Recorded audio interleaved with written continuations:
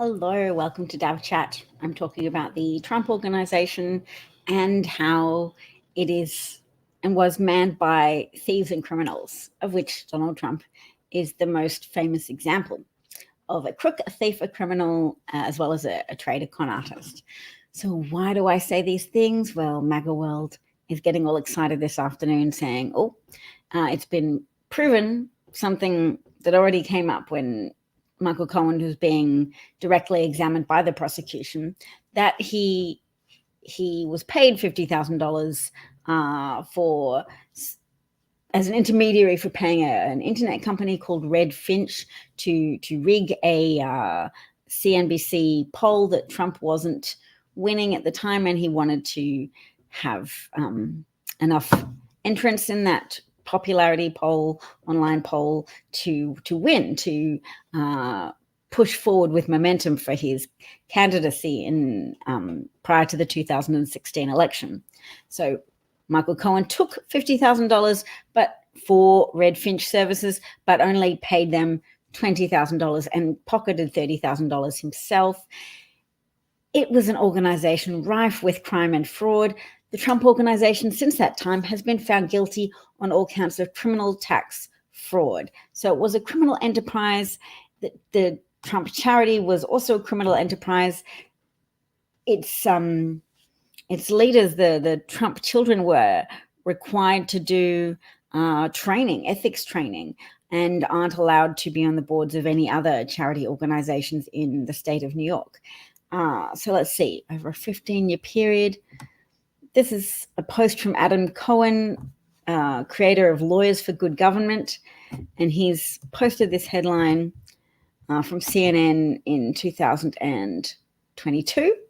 A Manhattan jury has found 2 Trump Organization companies guilty on multiple charges of criminal tax fraud and falsifying business records connected to a 15-year scheme to defraud tax authorities by failing to report and pay taxes on compensation for top executives.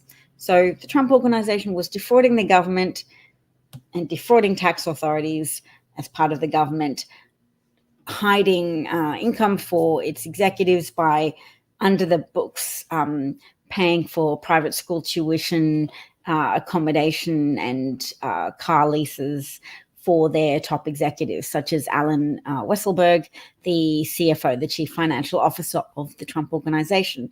And he has served time in Rikers for that, and I think is currently serving an additional sentence as well for perjury in some of those trials.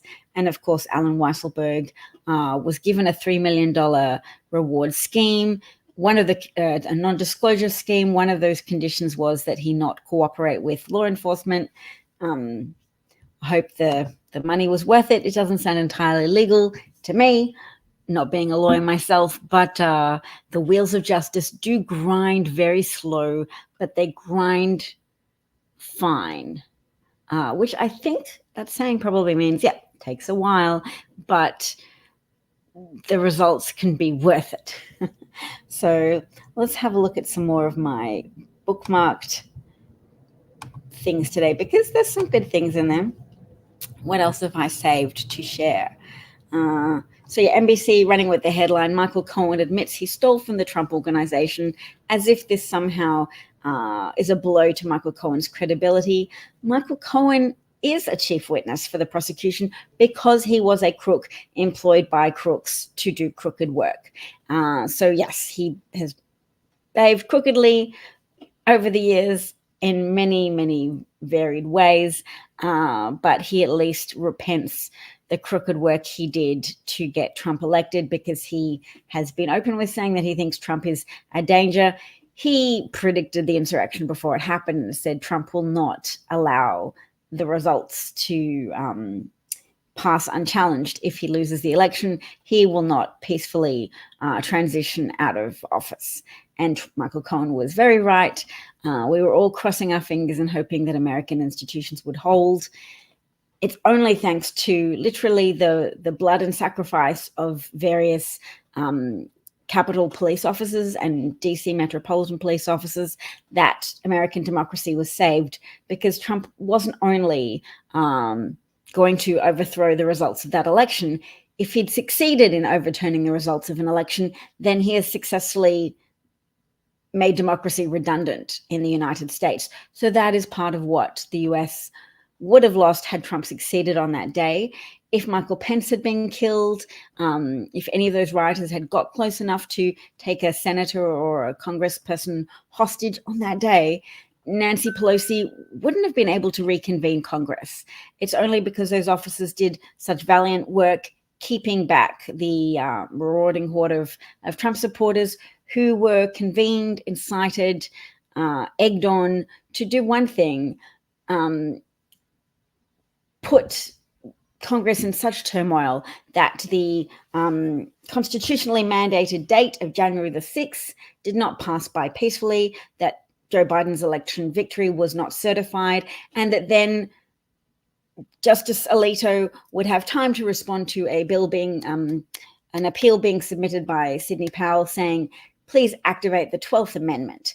That is to say, rule this current election results invalid and activate a provision of the Constitution in the 12th Amendment that says, should no candidate reach 270 electoral college votes, then one delegate from each state in the House of Representatives shall choose the president, meaning the 26 Republicans versus 24 Democrats if you assign only one delegate to each state, and House of Representatives had 26 states controlled by Republicans relative to 24 Democratic-controlled states, and they would have chosen Donald Trump as part, or at least felt the pressure to do so, making it likely that Donald Trump would have found a veneer of legitimacy to say, look, the Justice Samuel Alito, we all have to respect the Supreme Court. He has postponed, he has put a stay on the election results, so there's no conclusive victor, there's no conclusive 270 electoral college votes for any candidate.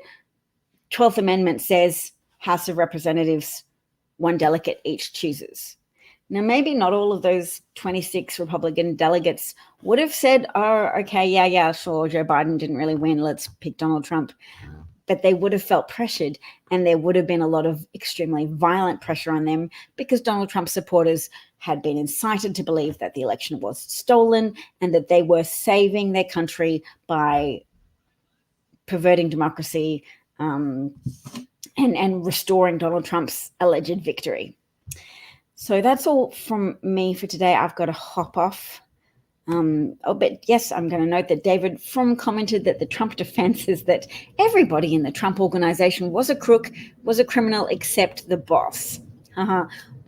Yes, what a great defense that is. I mean, it's flies with people who have an appetite to believe that Trump is a savior, that his fear campaigns against migrants, that his complete negation of the value of all the immigrants to the United States, documented and undocumented.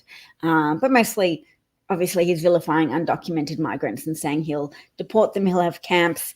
It's catering to people who have a lot of built up energy and dissatisfaction that is easily channeled into hatred for marginalized groups or vilified groups, or anybody who can be condemned as having done something wrong. So mistreatment of people in jails and mistreatment of people who have fled their countries without first going through a 10, 20-year process to obtain a visa, because some people can obtain visas easily. Some people are fleeing for their lives and don't have the right documents. Not everybody who's an undocumented migrant is an angel, but overall, those people who make that sacrifice of leaving behind comfort, familiarity, relatives, established lives to flee to somewhere they perceive as being safer, those people overall have statistically lower rates of crime than native-born Americans who commit crimes at a higher rate per capita. And just there's so much value that migrants have brought to the United States. And Trump's ethos, as is the modus operandi for many fascists, many aspiring autocrats, is to find a vilified group and just bear down on that, on generating negativity around them, creating a lot of energy to say, yes, they're so terrible. They're ruining the country. They're poisoning, as Trump said, they're poisoning the blood of the country. Something must be done. Only Donald Trump acknowledges the problem. Only Donald Trump will do something about it. We must sack the Capitol in order to enable him to do his God-given mission of ridding the country of outsiders. Yes, unjustified outsiders. They've got all sorts of ways to try and pretty that up, but it's fundamentally an in-group, out-group psychopathology, which is the human tendency to occasionally get anxious and to have the capacity to be whipped up at a group level into a fervor of hatred and condemnation for a group of people that don't deserve that. Just as Jews didn't deserve all the vilification from Hitler in the 1930s and 40s and the consequent mass murder, etc. Genocide, I hate to etc. genocide, but yes. Palestinians don't deserve the group punishment that's been delivered by autocratic friend of Trump, Benjamin Netanyahu, Prime Minister of Israel, who has been using October 7th as impetus to try and clear out Gaza of Palestinian civilians, whilst ostensibly targeting the military wing, the Hamas. Just exacerbating tension, anger, fear, and using that to authorize violence in a way that makes you look like the sole person who can solve a problem. I'm the only person willing to call this a problem that we need to solve with this level of violence. I'm willing to be this violent.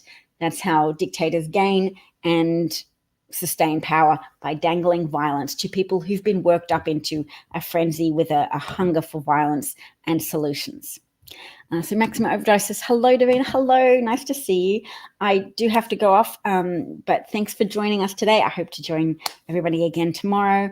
This clip I had on screen was Mitch McConnell admitting that Republicans were too slow to vote in support of Ukraine, thus enabling Russians to gain territorial footholds and to reinforce 20% of Ukrainian territory that they hold, and to conscript more people during the time that Ukraine was just waiting on weapon support from the United States. So, I'll also blame European leaders for not providing adequate help, but Ukraine really was waiting on that aid from the US, and Republicans held it up and sabotaged it as much as they could, and by delaying it, because many of them appear to be enthralled to Putin's agenda, Putin being someone who's also prepared to use Christian theocratic energy drives to gain and maintain power. So that's all from me today. But that was a quote from Mitch McConnell saying, yeah, we took too long. All the Democrats were for Ukraine. So I do like to share it when Republicans admit their culpability in basically causing mass death. Thanks for being with me today, and talk to you all soon. Take care, stay safe. Try and have difficult conversations where you can. It can be frustrating. So, there's always more voters. If you're not getting anywhere with someone, talk to somebody else. There's always more conversations to be had, but they're necessary, because when fascism is on the upswing, people get caught up in a frenzy and very detached from reality. So anything you can do to help ground people in a reality in which Biden is a good, conscientious president who deserves a second term, as opposed to Trump, a crook, a criminal, a traitor, an insurrectionist who betrays the Constitution, who even now is talking about a 3-term presidency and generally throws the American public under the bus in furtherance of his own interests, whether that be in regard to starting tariff wars, trade wars with other countries, and then kissing up to the Chinese President Xi at a time when he actually needed to be being more skeptical of China's activities, and therefore more proactive in taking care of America, helping it prepare for a pandemic and helping contain a pandemic. Instead, Trump let the pandemic wreak havoc on the United States, whilst claiming it was a scam and a scheme to undermine his electoral prospects in 2020. And massively leaving America underprepared and with a hodgepodge of state responses, so that he could then blame Democratic governors. Oops, I really do have to go. Take care, everyone. Thanks for joining. Talk soon. If you've enjoyed the broadcast, search for me again around this time on other days, and hopefully I'll be there. Bye. This is an Australian accent, by the way, but I live in the United States. I'm here, and it's a shared fate. If you live in this world, we have a shared interest in discouraging people from voting for Donald Trump or encouraging people to vote for Biden, the only candidate whose success will prevent a Donald Trump second term, which would be significantly worse even than his terrible mass murdering first term, where he willfully, negligently caused mass death for his own, to enhance his own election prospects. Take care. Bye.